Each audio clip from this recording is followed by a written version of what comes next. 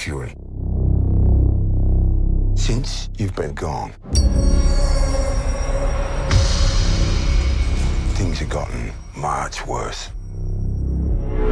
The Marvel Universe has more than 10 years of preparation to get at this point. What's it like for you to join this beloved franchise right now? Do you have any favorite Marvel movie?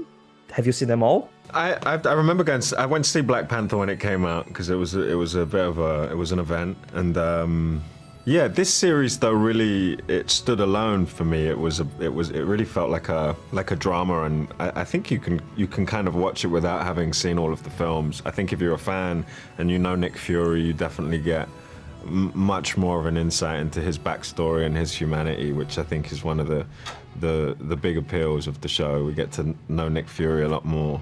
But yeah, coming into it, it was yeah, I had an understanding of some of the history, but I also had a lot of time to catch up and watch everything and get all of the information that I needed to know about the blip and, you know, all these things and Thanos, and so.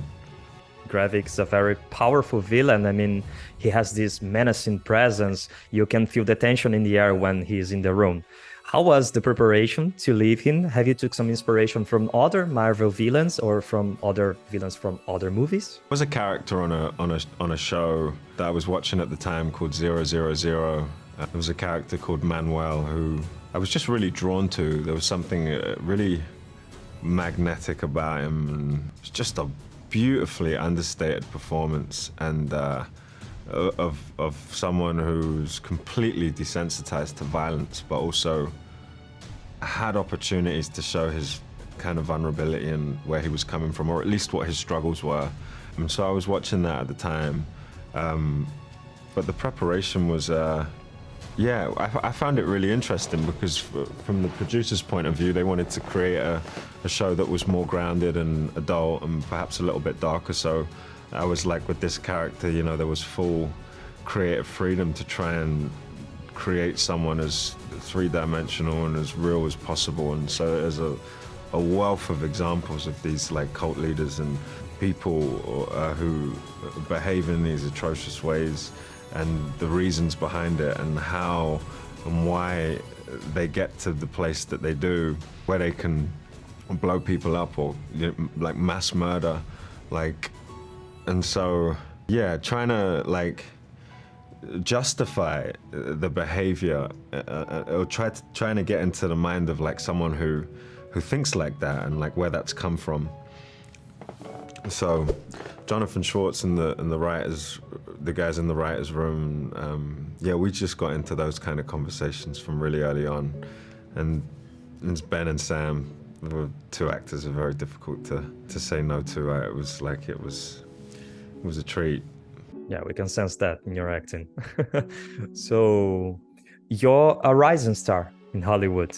How was it to act with all the great names like Samuel L. Jackson, Ben Mendelsohn, Emilia Clarke, and with whom do you think you got the best dynamic on screen?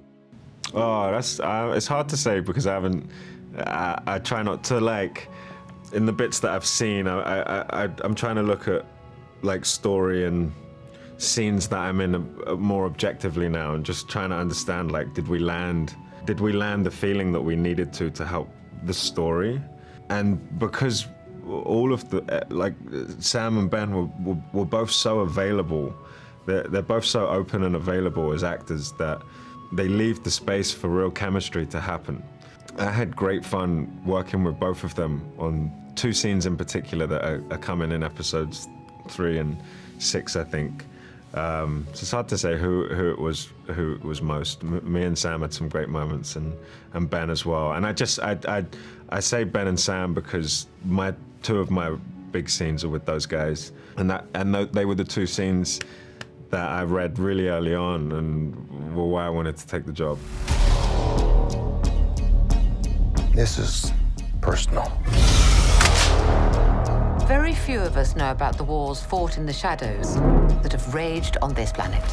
Well, talking about scenes that you have read on, Gravik is responsible for killing one of the most beloved characters when we're talking about Marvel agents.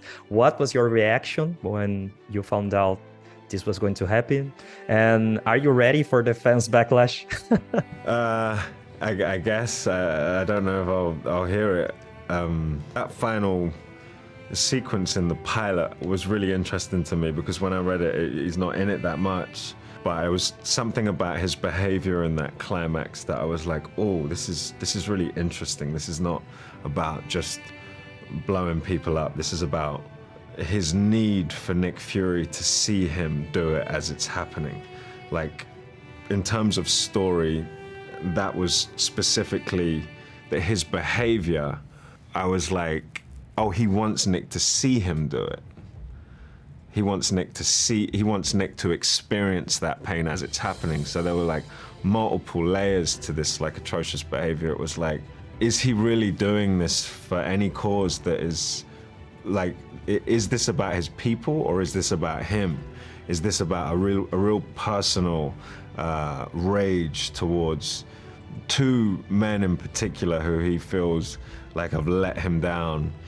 And like, is this just payback? And I was like, I think there's another layer here that's not necessarily in the text. He's doing one thing and saying something else. He's using the people around him to like play out some revenge that's deeply personal for him. And that becomes interesting because you go like, oh, there's room here to create someone who's gonna be like more, not believable, but like complicated. One last